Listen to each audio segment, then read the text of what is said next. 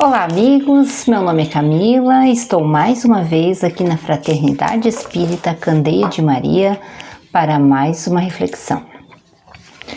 Hoje vamos refletir a respeito das influências espirituais no dia a dia e como perceber e nos proteger.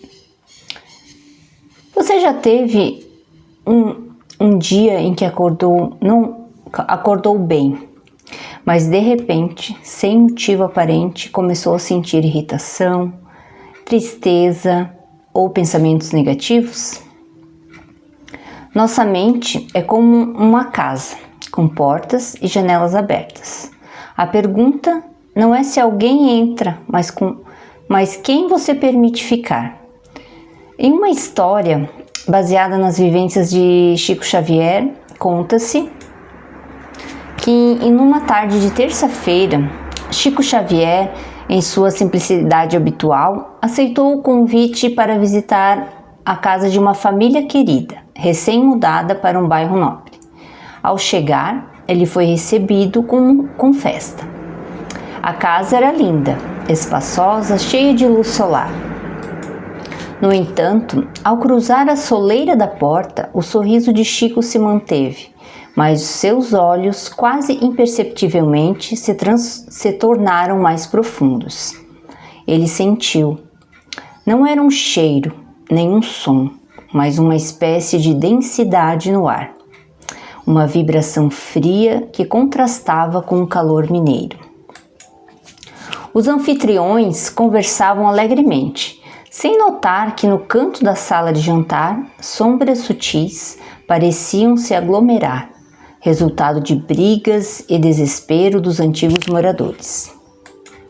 Chico, sem interromper a conversa, começou a movimentar-se pela casa. Enquanto elogiava a decoração, sua mente orava. Ele sabia que ambientes não são neutros. Eles absorvem as emoções de quem neles viveu.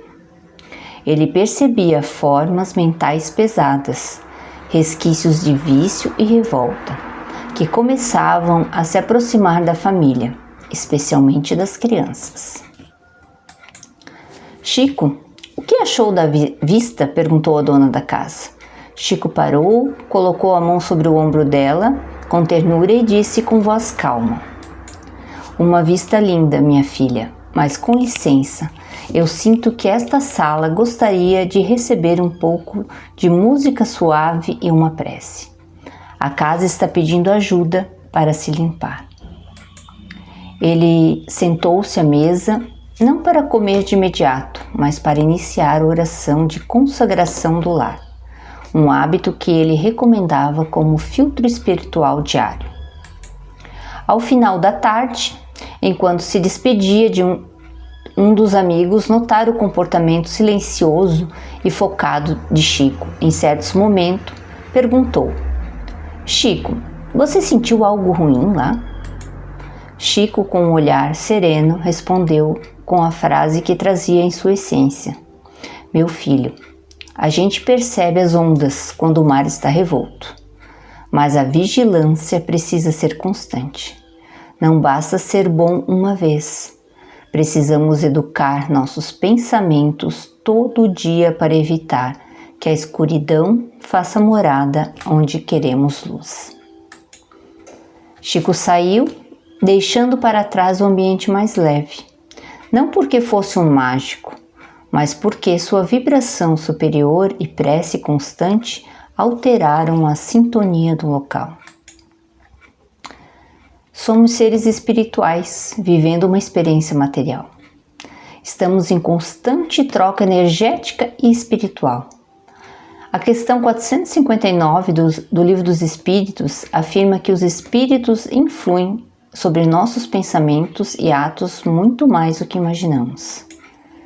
Espíritos bons inspiram o bem e nos sustentam nas provas, enquanto espíritos maus nos impelem ao mal. O mau pensamento atrai espíritos inferiores, que tentam nos prejudicar. Embora possam sugerir, eles não forçam ações contra a vontade do encarnado. O livre-arbítrio permanece. Mas como identificar Um pensamento sugerido é sentido como uma voz interna, enquanto os próprios pensamentos tendem a ocorrer no primeiro impulso. Pensamentos semelhantes atraem espíritos semelhantes. Nós, somos como uma estação de rádio. Sintonizamos aquilo que vibramos. E como podemos identificar isso no nosso dia a dia? Mudanças bruscas de humor, pensamentos repetitivos, negativos, cansaço sem causa física, impulsos que você normalmente não teria. Agnaldo Pavnani costuma abordar esses padrões como brechas emocionais. E o pensamento é como uma porta. Haroldo Dutra Dias nos ensina que pensamento é energia criadora. Você constrói o ambiente espiritual ao seu redor. Com base nos ensinamentos de Haroldo Dutra Dias, o pensamento é entendido como uma energia criadora e magnética, que atrai situações em sintonia com o conteúdo emocional do indivíduo. Como isso acontece, Como construímos essa nossa realidade? O pensamento, ele molda a realidade pessoal e o destino, sendo o ambiente espiritual ao redor construído através do que se cultiva mentalmente. É necessário autocontrole e autoconhecimento para modificar os pensamentos, pois eles geram sintonias com encarnados e desencarnados. O pensamento não é apenas intelectual. Sentimentos e emoções dão vivacidade às ideias e determinam com que a pessoa se conecta. A proposta é utilizar a vontade para selecionar pensamentos que nutram a alma, construindo um ambiente interno saudável. E como nós podemos nos proteger? A oração sincera, a vigilância dos pensamentos, evangelho no lar, boas ações, elas mudam nossa frequência espiritual. Jorge Elahá destaca que a disciplina espiritual é mais eficaz que defesas momentâneas. Em suas palestras e seminários sobre reforma íntima e vivência espírita, costuma enfatizar que a transformação duradoura do indivíduo não ocorre por meio de proteções mágicas ou momentâneas, mas sim pela construção de uma disciplina espiritual consistente. O entendimento, muitas vezes abordado por Elahá, é que a disciplina espiritual é a liberdade de criar uma rotina sã, focada em valores elevados, que blinda o espírito contra influências negativas de forma contínua. Enquanto defesas momentâneas, como buscar socorro apenas nos momentos de dor, são temporárias, a disciplina espiritual, através do estudo, da prece e práticas do bem, cria um escudo permanente, isso é tudo fruto do autoconhecimento. E a reforma íntima, Não adianta apenas se proteger, é preciso se transformar. Não adianta fechar a porta se nós continuamos convidando o problema para entrar. Na questão 469 do Livro dos Espíritos, fala o seguinte: que meio se tem de neutralizar as influências dos maus espíritos? Então, como podemos neutralizar isso segundo o Livro dos Espíritos? Praticar o bem e pôr toda a vossa confiança em Deus. E no Evangelho segundo o Espiritismo, no capítulo 6, no 7º, Sede Perfeitos, fala o seguinte: reconhece-se o verdadeiro espírita pela sua transformação moral e pelos esforços que emprega para domar suas más inclinações. E aqui está o ponto-chave.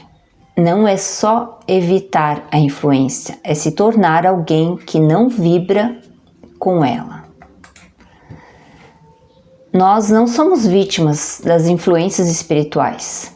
Nós somos co-criadores da nossa realidade espiritual. A luz não precisa lutar contra a escuridão. Basta acender. Nós temos o controle e nós podemos escolher o que alimentamos. Talvez você tenha chegado até aqui hoje buscando entender as influências espirituais, mas no fundo o que se descobriu é algo muito maior. Se descobriu que você não está sozinho, que existe um mundo invisível ao seu redor, mas acima de tudo, que existe uma força dentro de você maior do que qualquer influência externa. Como nos ensina Allan Kardec, não somos vítimas indefesas, somos consciências em evolução, capazes de escolher, de transformar, de iluminar. Cada pensamento é um convite, cada sentimento é um sinal, cada atitude é uma construção. A nossa mente é como um farol, e quando ela está acesa, firme, consciente, nenhuma escuridão consegue permanecer. As influências espirituais existem sim, mas elas não definem quem nós somos. O que define é aquilo que nós alimentamos dentro do nosso coração. Por isso, vigiemos nossos pensamentos, elevemos nossos sentimentos, escolhemos todos os dias ser alguém que vibra mais alto, porque no final, não é sobre se proteger do mundo espiritual, é sobre se tornar luz, a ponto de que nenhuma sombra encontre espaço em nosso coração. E quando se faz isso, nós não apenas nos protegemos, nós iluminamos o caminho de todos ao nosso redor. Encontramos um espaço dentro de nós. Eu agradeço pela atenção de quem ficou até o fim e até a próxima.